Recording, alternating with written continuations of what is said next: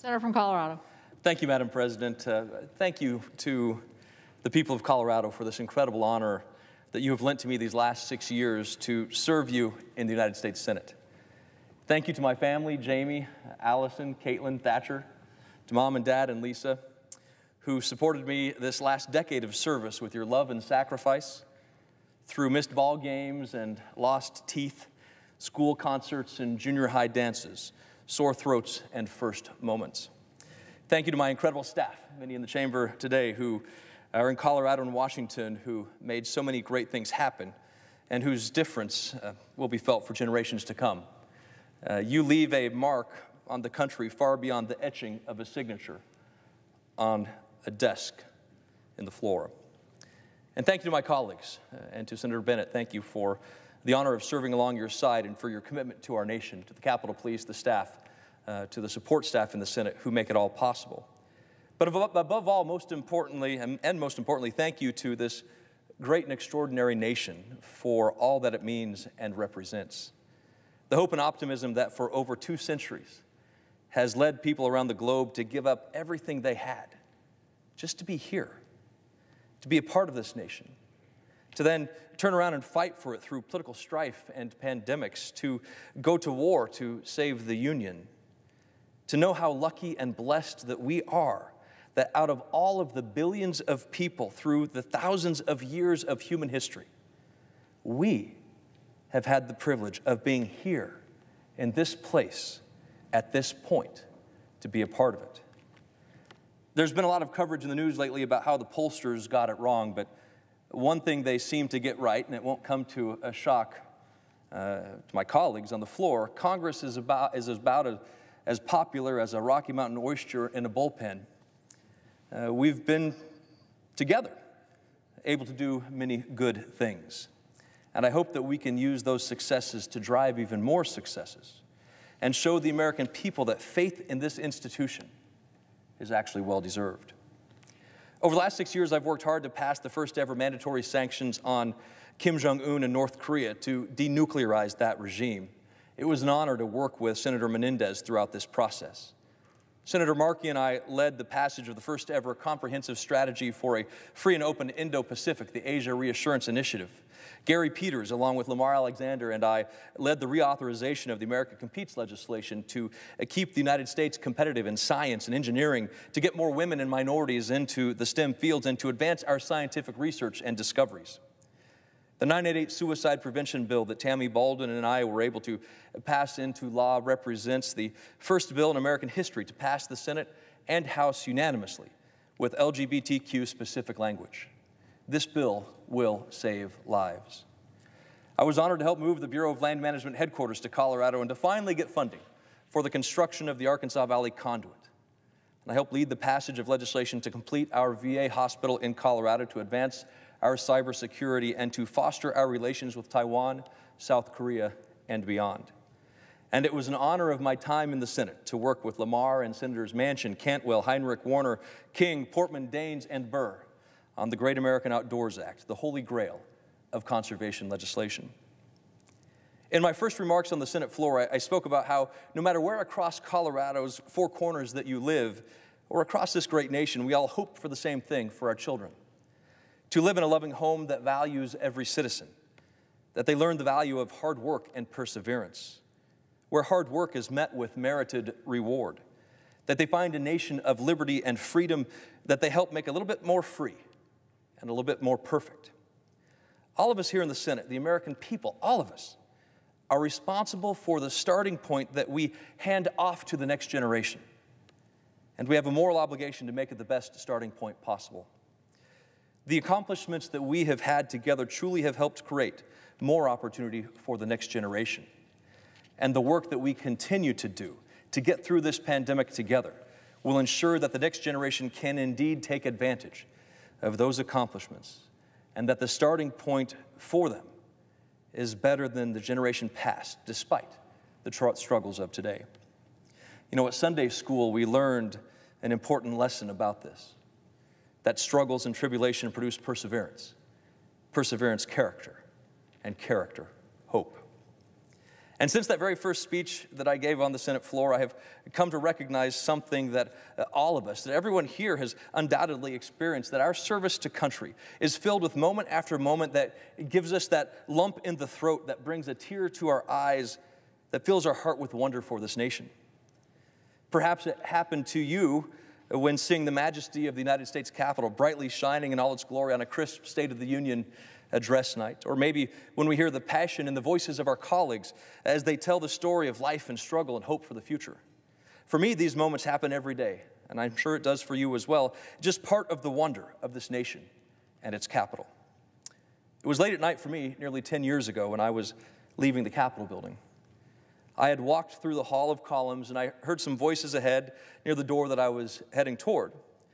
When I turned into the corridor, I saw a Capitol tour guide pointing at a phrase that was painted on the wall. I looked at it and read it too. It was William Jennings Bryan. And painted on the wall were these words: "Our government, conceived in freedom and purchased with blood, can be preserved only by constant vigilance." I looked at the group reading it, and there in the center of them all was a young veteran in a wheelchair with bandages around his knees where his legs used to be. The gravity of this place, that moment, and the duty that we owe to this nation struck hard. As I walked home, I kept thinking about it, about those words, about that moment, about that veteran, about this nation and our responsibility. I thought about how that wall was painted with that phrase, but there are others that are blank and empty, spaces that have been left empty so that future generations can fill them in with their history, with new portraits and new phrases and new moments. But no matter the moment in time or the point in time in history, it's the same patriotic responsibility that we owe to this chamber to defend and serve our nation, her Constitution, and the American people. George Washington, in his farewell address, said that the name American must always exalt the just pride of patriotism. He spoke of our Constitution and how it must be sacredly maintained, and that virtue and wisdom must stamp every act. And despite the differences over policy and politics, it is our union that ought to be considered as a main prop of our liberty, and that love of the one ought to endear us to the preservation of the other. I believe that's what Lamar Alexander very eloquently spoke about on this very floor in his farewell just days ago. It is our country and the unity of nation that, despite our differences, will help preserve and will preserve our liberty. Washington had offered his advice in his farewell as an old and affectionate friend, a friend who recognized our obligation to create a better starting point for every new generation. But how do we heed this advice in a world of viral social media clickbait and sound bites? Colorado Senator Bill Armstrong once said that while he was firm in his principle, he was flexible on the detail. We all come to this place because of our core values and beliefs about this nation. Those principles make us who we are. They drive our actions. They drive our debates. But today it seems as though we live in a world where tactics are elevated to the same status and importance as principles, and that staying true to principle means that the tactics used to achieve that principle are elevated to the same importance as the principle itself. It's always my way or the highway. Senator Armstrong's flexible details would now be derided as violations of principle. We cannot govern when every tactic and detail is elevated to the level of principle. There is no compromise with this approach. We cannot find ways to bring people together for that unity of nation which Washington spoke when the test for principles becomes so impossible to pass that only the very factions that he warned against can prevail. To my staff, I often talk about this challenge as being one of the pillar and the paint. The pillars in a building are more than just ornamental. They're structurally necessary to the building itself. The pillars are our principles. They make us who we are. But the paint color, the details, we can figure that out together. We can respect the pillar and find agreement on the paint. We can hold people's principles in place, respecting those core beliefs that make you who you are, while finding ways to work together, to find solutions to common challenges. That's how we pass the test of unity that brings people together, respecting principles while achieving solutions. Because not every detail is a principle, and not every principle is a detail, and we need a legislative body that can recognize this. And by doing so, we'll follow through on the advice of Washington and preserve our liberty with unity of nation. Too many people have given up on the institutions of their government, and it's my hope that the American people will find this pillar and paint approach to be one that can make a difference. Because if they believe it, if they believe that it will, then the American people will make sure their values are reflected in the representatives that they elect. Several years ago, I had the honor of meeting a man named Donald Stratton. He came to my office accompanied by his family and the family of a sailor named Lauren Bruner and the family of another sailor, Joe George. They were looking forward to yet another commemoration of the attack on Pearl Harbor, December 7th, 1941, now 79 years ago yesterday. Both Donald Stratton and Lauren Bruner were on the USS Arizona when it was attacked. Donald Stratton was on one of the ship's towers. He was surrounded by flame and surely believed that he would perish, when out of the chaos of that morning came a rope thrown by a yet unknown to him sailor by the name of Joe George, who was aboard the USS Vestal, which was moored next to the USS Arizona. This rope saved Donald Stratton's life and several other shipmates. No one knew their lifeline was thrown to them by Joe George until years later. Once they learned who it was, they spent the rest of their lives fighting to get Joe George honored and recognized by the Navy. I was honored to be a part of that effort, and finally on December 7th, 2017, led by Donald Stratton and Arizona's remaining few, Joe George received the Bronze Star with V device for valor aboard the USS Arizona Memorial, with Donald Stratton attending one last time. He was fighting for this country and his countrymen to the very end. When I asked him how he did it, how he survived the attack and those flames and got back into the fight in the Pacific for this nation, he chuckled, he laughed, and he gave me an answer that I truly didn't see coming at all. He says, "Well, Cory, everybody has to be somewhere. Everybody has to be somewhere," and he's right. We're here in the United States Senate. Most of you will still be here next Congress. Don't waste this opportunity to be who this nation needs you to be at this moment of great challenge. To recognize the difference between the paint and the pillar, to know the difference between a principle and a tactic, where to take a stand and where to stand together, to bring a nation together in unity for the preservation of liberty, to recognize that to be American carries with it the greatness of a nation forged by fight and fire, tempered by wisdom, and made great by men like Donald Stratton, who recognized that their duty and their time didn't just end with the last calling of the roll. Everybody has to be somewhere. Make it count for this nation that you are here.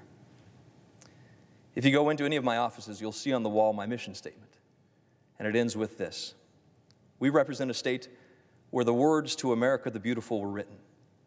We will always look up to the Rocky Mountain horizon in the work that we do and remind ourselves that only through our actions will God continue to shed His grace on our great nation. Ours is a nation founded on the optimism that no generation waits for the next to be told where to go. It's the great American horizon that compels us to continue to reach ahead, to rise, to achieve, and to believe in America. 10 years ago, I sat on the floor of the United States House of Representatives as we prepared, some of my colleagues here with me, to be sworn into the 112th Congress. I watched with our daughter Allison patiently sitting by my side as the peaceful transition of power took place, the hallmark of our republic. As the most powerful, constitutionally prescribed member of Congress, the Speaker of the House gave the gavel to a newly elected Speaker, without gunshot or war, peacefully transitioning to a new majority. Today, I speak on the Senate floor with a heart of gratitude, that as I leave with a new Congress set to begin, I go home not because of or due to the threat of violence or revolution, but because of that same constitutional governance that has given this country over 2 centuries of strength and certainty, a jewel among nations, exceptionally blessed by God. It's been the privilege to serve with you in this country. We owe every man, woman, and child in this country, our commitment to them, to not pass on to that next generation a nation in decline or retreat, but a nation that rises, a nation that reminds itself that ours is a country worth fighting for, a nation that believes in itself. Because when you believe in America, when you believe in this country, the world is not seeing anything yet. Thank you to my colleagues. Thank you for the honor of serving with you. And Madam President, this kid from Yuma yields the floor.